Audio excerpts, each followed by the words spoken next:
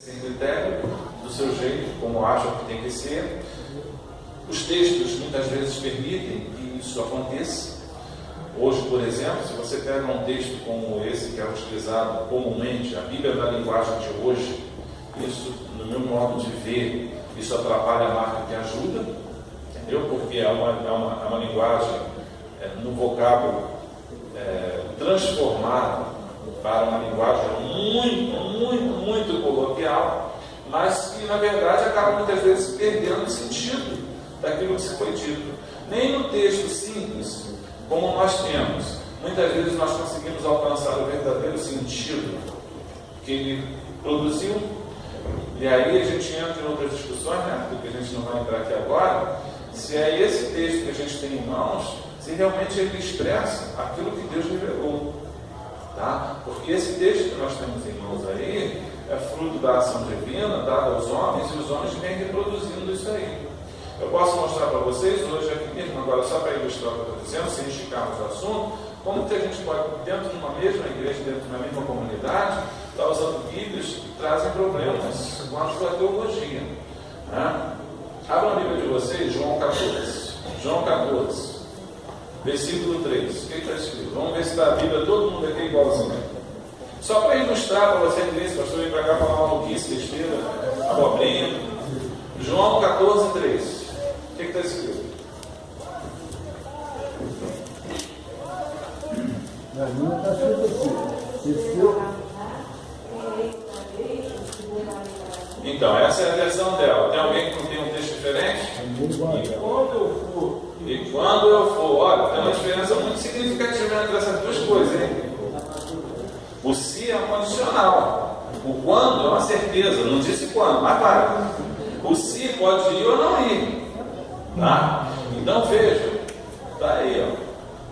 Fui eu que escrevi essa Bíblia? Não, são os estudiosos. E pode olhar na primeira página, a partir dos melhores textos. Né? Então, se você pega uma Bíblia e faz uma tradução para uma língua, toda tradução é uma interpretação.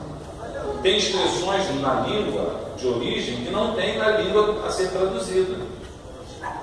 E, por exemplo, na língua grega tem um verbo chamado auristo, e ele dá o sentido passado e presente num tempo contínuo.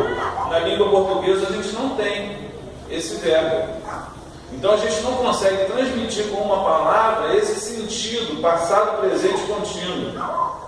E aí como é que a gente faz? A gente vai usar uma palavra qualquer e se assemelha a isso. Já mudamos o sentido do texto original, supostamente original, porque também nós não temos um texto original.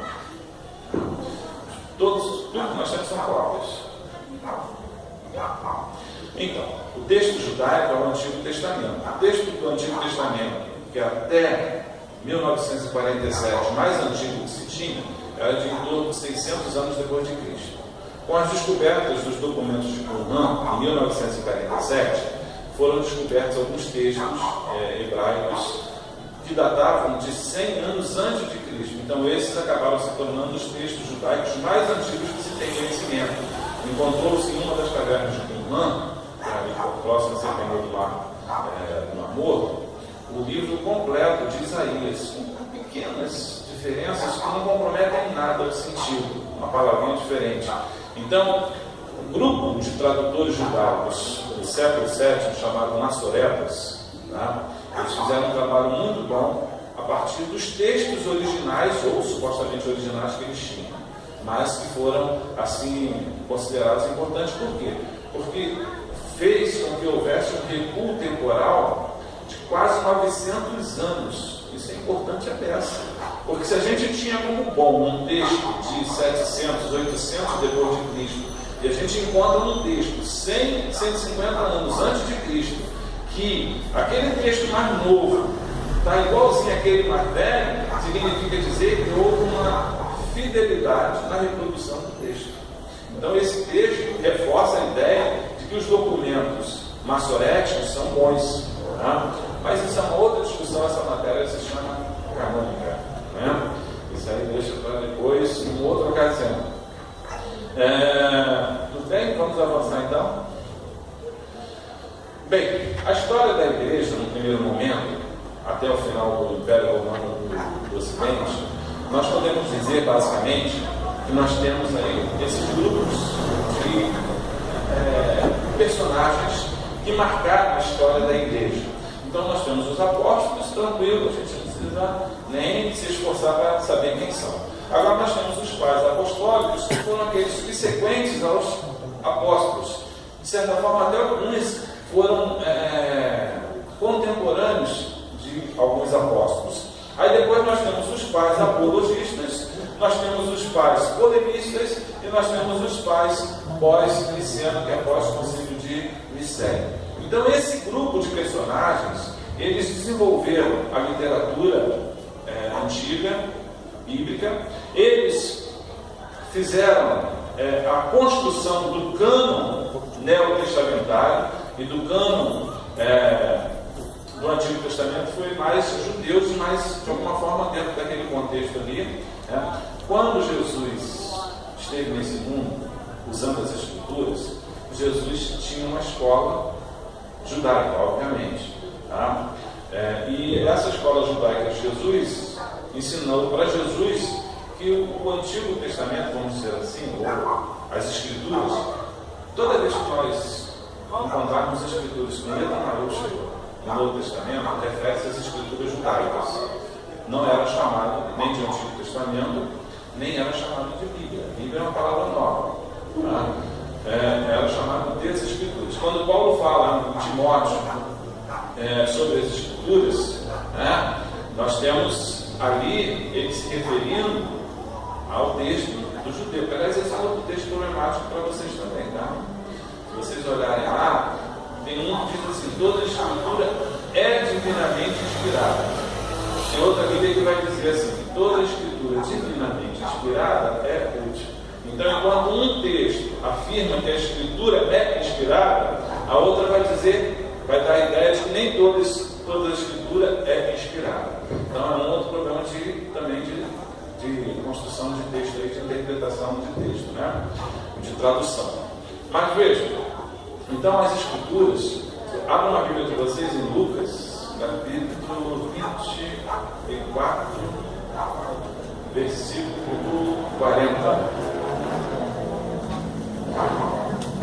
Lucas 24, 40. Jesus chamou um aluno e ele aprendeu como é que estava dividido a Escritura judaica. Como é que está? Não, então está errado. 44.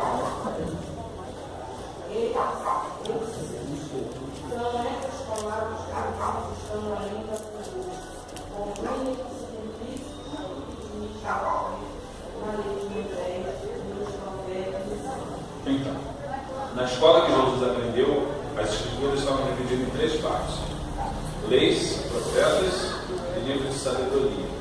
Essa é uma das divisões judaicas para a Antiga Escritura. Dependendo da escola, tinha escola que dividia em 5 partes, predominava a escola que dividia em 3 partes. Mas aí nós temos um exemplo da cultura judaica, né, expressa no texto, daquilo que Jesus entendia como sendo referente à escritura judaica, onde ele havia aprendido a ler, escrever e a recitar os livros. Então, esses homens aqui, eles trabalhavam todas essas questões culturais relacionadas ao texto bíblico. Tá? Nesse período, nós vamos ter, por exemplo, a tradução da Vulgata. O que é a Vulgata? A Vulgata é um texto do Antigo Testamento traduzido para o latim. Foi feito por Jerônimo no finalzinho do século V depois de Cristo. Nós já tínhamos a Septuaginta. A Septuaginta foi traduzida do texto hebraico e aramaico por volta de 200 a.C. Ptolomeu II, regente do Egito, ele mandou fazer isso. Pois bem, então nós temos aí um texto grego e nós temos o texto em latim agora. Fora o texto em hebraico e aramaico, que era utilizado comumente pelo judeu. Como a Septuaginta era em grego, lembram que eu falei para vocês a cultura helênica, a língua grega? Isso ajudou a difundir o Antigo Testamento dos judeus, que já tinha tradução em grego. Então eles conheciam, sabiam ler grego. Outra coisa, as gente fala assim, todo mundo sabia ler, não é bem assim também. Quando a gente fala que sabia ler, não era todo mundo não. As pessoas sempre tiveram pouca instrução na história antiga. Tá? Então não era todo mundo que sabia ler. Eles podiam até ter dinheiro, mas não tinham instrução. Isso aí é fácil da gente constatar através dos estudos históricos. Tá? O cristianismo ele alcançou predominantemente gente pobre, gente escrava, gente sem instrução. Um ou outro podia saber ler, escrever, um ou outro tinha um negócio. Por exemplo, Pedro, com todas as suas limitações, ele sabia escrever, provavelmente. Mas por que a gente pode dizer isso? Pedro era um pequeno empresário da pesca. Ele tinha um negócio dele. Tá? Quando Jesus chamou ele para ser pescador de almas, ele teve que abandonar o negócio dele. Ele tinha uma sociedade. Aí ele largou aquele negócio. Então, provavelmente, ele sabia, pelo menos, fazer a escrituração contábil dele lá, para não perder dinheiro. Ele teve que abrir mão da empresa dele de pesca. Enfim, mas pouca gente sabia ler e escrever naquela época. Não era uma coisa comum. Tá? Principalmente fora do cenário judaico. Porque no cenário judaico, de uma maneira geral, as pessoas eram obrigadas a ler e escrever por causa das Sagradas Escrituras, que elas eram introduzidas na religião. Com 12 anos elas começavam a frequentar o templo. Foi o que aconteceu com aquele exemplo dado por Jesus, menino levado, largou a mãe, largou o pai, em vez de estar voltando para casa com eles, fez o quê? Voltou lá para Jerusalém. Também Maria, só depois de muito tempo se deu conta que mãe relapsa, né? E aí quando foi procurar, cadê Jesus? Cadê Jesus? É aquela correria toda. E aí foram voltar lá para Jerusalém. Jesus estava onde? No meio dos doutores. Por quê? Porque ele sabia ler e escrever, né? Ele, como qualquer criança, ele era levado às sinagogas para aprender a escrever, a aprender a ler nas Sagradas Escrituras. Pois bem, então, nós temos esse cenário todo. Vamos correr rapidinho, porque senão a gente não vai conseguir. Bora, próximo. Nem isso aí ficou pequenininho. Isso aqui são diversos grupos doutrinários que nós temos. Vamos avançar, vamos pular. Vamos ter que pular. Oi? Não, isso aí está até salvo nesse computador. Se vocês quiserem, depois vocês podem ficar aí, tá bom? Enfim, aí nós temos os 7 primeiros concílios. Nós já falamos do concílio de Nicéia, temos o concílio de Constantinopla, o concílio de Éfeso, o concílio de Calcedônia, o concílio de Constantinopla, o concílio também de Constantinopla. Tivemos esse concílio que não teve reconhecimento, então por isso que ele não entra na contagem. E temos o segundo concílio de Nicéia aqui. Todos esses concílios eram para tratar de questões doutrinárias, para tratar de questões acerca de Jesus, de Deus, do Espírito Santo, da igreja, das heresias, tá? Enfim, as coisas estavam assim tumultuadas, porque haviam várias tendências, várias visões. Fora isso, as questões relacionadas ao cotidiano das pessoas. As pessoas aceitavam a Jesus, como eu disse para vocês, muitas vezes por obrigação, ou porque o pai era cristão, ou porque a mãe era cristã, ou porque o político era cristão, ou porque ela não queria morrer, ou porque ela queria alguma coisa, ou porque ela achava que de fato era bom, mas não se empenhava. Enfim, as pessoas tinham razões diversas. E quando se tem razões diversas para se estar seguindo uma religião, você não vai se empenhar para essa religião. Então você vai abraçar qualquer coisa, você vai praticar coisas que você praticava antes, agora nessa religião, e aí as pessoas vão perguntar para você: mas você não é dessa religião, como é que você está fazendo isso? Como acontece hoje?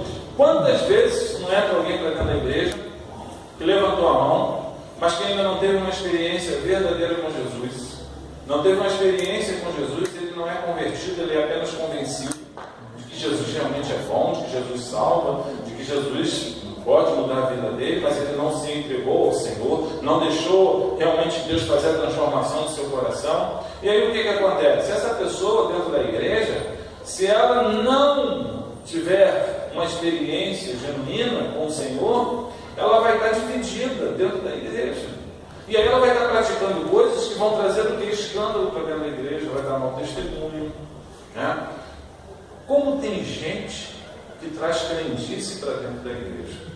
Ainda bem que dentro dessa igreja aqui não tem ninguém que usa pinguim, usa trevo, ferradura, não tem ninguém aqui que pede licença para passar na encruzilhada. Não tem nada disso aqui, né? Graças a Deus, né? Não é? Então, graças a Deus, né? Esse povo aqui é tudo firme, né? Graças a Deus, né? Opa, pastor, fala aí. Então, viu? Pois bem, mas essas crendices todas, elas contaminaram a igreja, e isso estava levando a igreja a uma série de coisas, fora a questão da liderança da igreja, que era corrupta. Quando eu digo corrupta aqui, não é necessariamente relacionado ao dinheiro, não, isso também tinha, mas corrupção é você se entregar para fazer algo que está fora da norma, daquilo que é correto. Como tinha gente prostituta naquela época, como tem hoje. Tem muita crente prostituta. A prostituição não está necessariamente relacionada à questão sexual, não, tá? Prostituição é quando você adultera alguma coisa. No caso, adulterar a relação com Deus. Quando a gente adultera a nossa relação com Deus, a gente se torna um adúltero. Por que Deus, várias vezes, no Antigo Testamento, chamou Israel, que tinha a figura de esposa, de adúltera? Porque ela o traía. Porque ela fazia aquilo que era contrário à sua vontade. Então, muitas vezes hoje, nós também agimos como adúlteros, tá? Não fazemos a vontade do Senhor. Enfim, mas a igreja está cheia de gente assim também, tá? E eu não estou falando nenhuma novidade para vocês, tá? Infelizmente, é uma realidade. E também tem muita gente que gosta de dizer que tem fogo espiritual, mas não tem fogo espiritual não, tá? Não é para fogo do inferno, né? Mas está camuflado. Está ali, ó, escondidinho, parecendo uma coisa, mas é outra. Tá? Esse negócio de animação de culto, esse negócio de empolgação espiritual, supostamente, esse negócio todo, na igreja, ficar de pula-pula, de badalar, isso aí não transmite segurança espiritual para a vida de ninguém. Você quer ver se a pessoa de fato é certa, tem experiência com Jesus, olha o testemunho dela. Se as pessoas podem dizer, ali vai um homem e uma mulher de Deus. Tá? Agora o resto, liturgia, isso é indignada. Tá? Terreiro de macumba também tem muita gente animada. Vamos lá, próximo.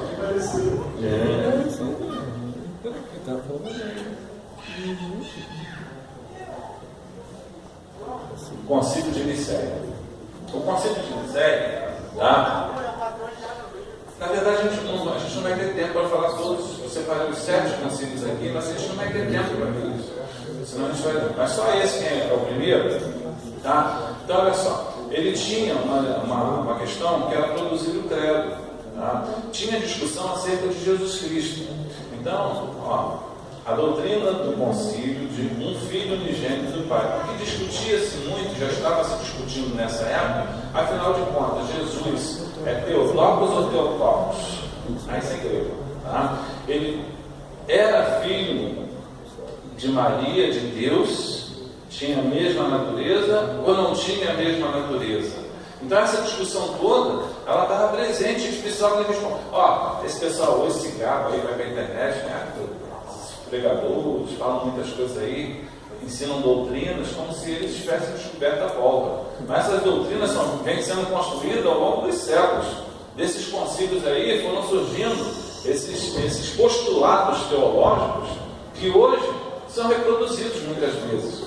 Né? Então tem gente que enche a boca para falar, mas não sabe quanta gente já discutiu, quanta gente morreu para poder se chegar a uma definição, a se chegar a uma conclusão. Então o Concílio de Nicéia foi muito importante. Os concílios eram importantes de uma forma geral, e claro que eu estou aqui sintetizando. Mas o que acontece? Quando o concílio batia martelo sobre um determinado assunto, aí a gente tinha aquele grupo que que não era aceito, que era rejeitado, que muitas vezes era expulso, e começavam a surgir outras doutrinas, outros segmentos, começavam a surgir outros intérpretes, outras ideias, outros líderes, e aquela misturada toda, aquela miscelânea toda de ensinamentos, e a igreja, junto com aqueles outros do ecumenismo, junto com aqueles outros de outras religiões bárbaras, enfim, era essa confusão toda. E a liderança corrupta, a liderança contaminada, a liderança que se vendia, a liderança que se prostituía, uma liderança promíscua. Muito obrigado. vou beber esse aqui que está mais quente.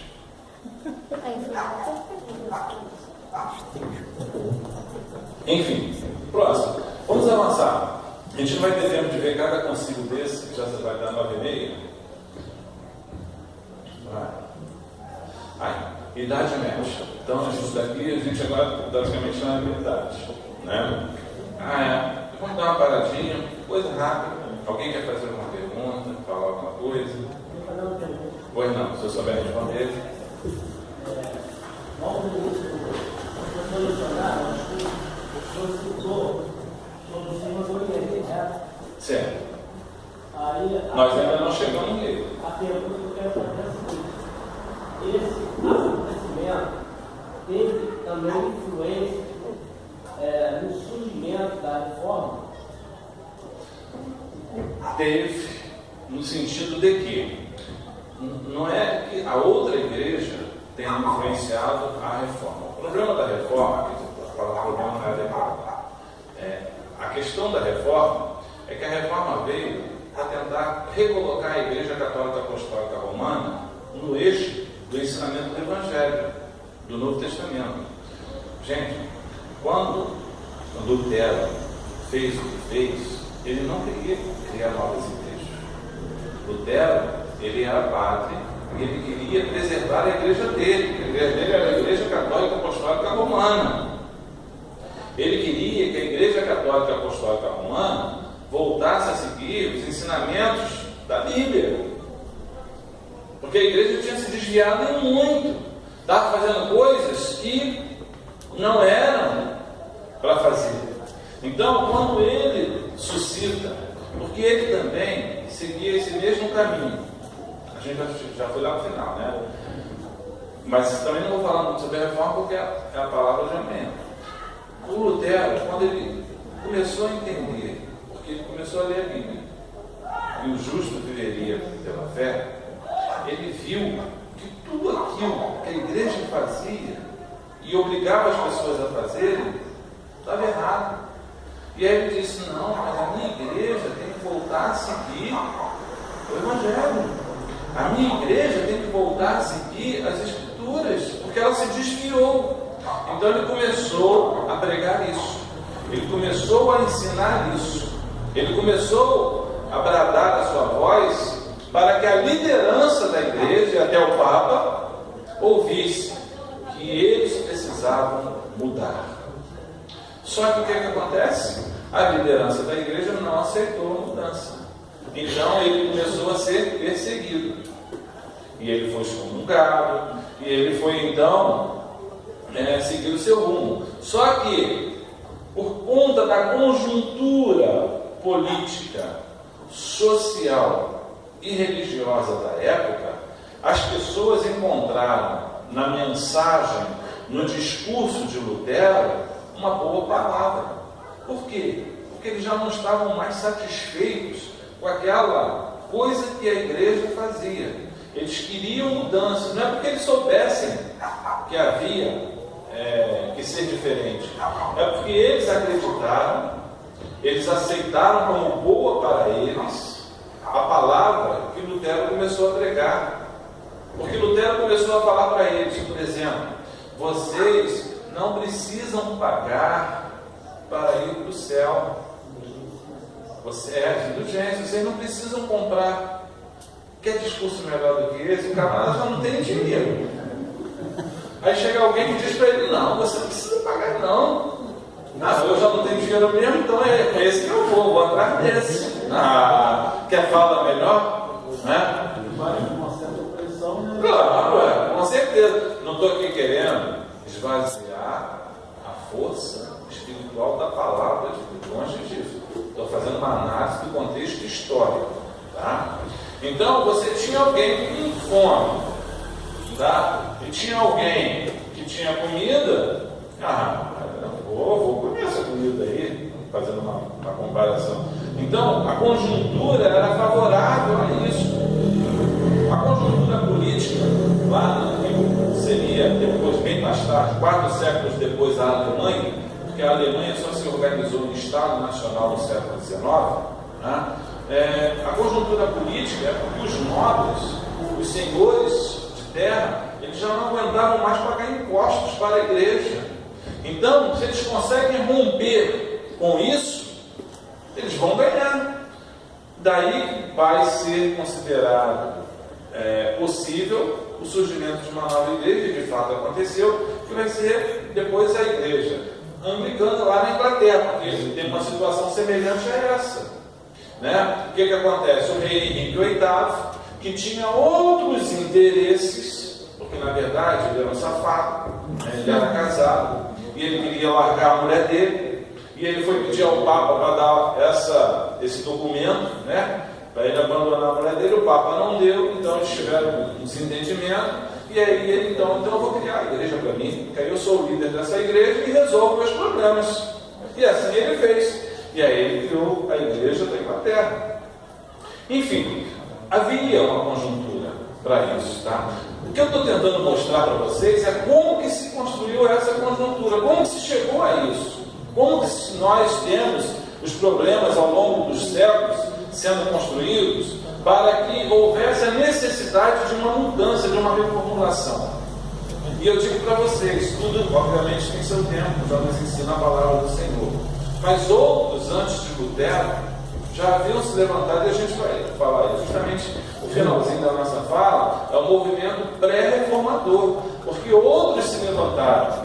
E talvez, eu diria para vocês assim, talvez, porque eu não posso afirmar, em história, quando a gente anda para a faculdade de história, a primeira coisa que a gente aprende é que em história, o historiador não pode trabalhar com si, porque o si pode ser qualquer coisa, Então, eu não posso afirmar para vocês o que teria acontecido se não houvesse os pré-reformadores. Mas eu posso dizer para vocês que com os pré-reformadores, as coisas ficaram mais, digamos assim, tendentes a acontecer da maneira como aconteceu. Por quê? Porque vieram aqueles que previamente colocaram um discurso contrário àquilo que a igreja fazia, começaram a praticar coisas que não agradaram a igreja e começou a criar uma movimentação. E aí surgiu o Lutero de uma maneira historicamente, temporalmente oportuna, que conseguiu com sucesso fazer como de fato aconteceu. Agora, não me perguntem se outros tivessem levantado no lugar de Lutero, se teria sido do mesmo jeito. Não tem como afirmar, a gente não tem como afirmar. Em história, a gente não tem que tentar adivinhar. A gente tem o fato e a gente interpreta o fato. Se outro se levantaria, se outro viria, Por exemplo, nós temos o calvinismo. Se nós não tivéssemos Lutero, será que nós teríamos Calvino? Não sei. Porque se fosse um outro personagem de uma outra localidade, com uma outra tendência, pregando para outra pessoa. Mas é tudo no si. O si eu não tenho como falar. Pode ser qualquer coisa o si. Então a gente não trabalha com essas coisas incertas. A gente trabalha com o certo. O certo é que o Lutero começou a pregar, e a partir dele vieram os outros que ouviram a sua pregação, também aceitaram, começaram a pregar, e aí se desenvolveu a história da igreja como nós conhecemos. Pois bem, então nós temos aí a Idade Média. Vamos lá, avançando. É um período longo, tá? A Idade Média, como eu disse para vocês, a Idade Média começou em 476, com o fim do Império Romano do Ocidente, e ela vai até 1453, com a tomada de... Ai, meu Deus. Sim, foram os mouros, mas de Constantinopla, tá? Que ele invadiu Constantinopla, não, Deus. Eu falei a palavra há pouco e fugiu. Quando foge, para lembrar, ele volta. A HD está processando e demora um tempo. Enfim, mas foi lá em 1453, tá? Nós temos aí a tomada 476, que é o fim do Império Romano do Ocidente, até 1453. Esse é o período chamado Idade Média pela maioria dos historiadores. Vocês que fazem Enem, coisa assim, ensino médio, vocês ouvem isso aí também. Então, é um período longo E é um período de muita instabilidade em todos os sentidos. De uma forma geral, por muito tempo os historiadores disseram que a Idade Média era a chamada Idade das Trevas, o que não é verdade. Ela é uma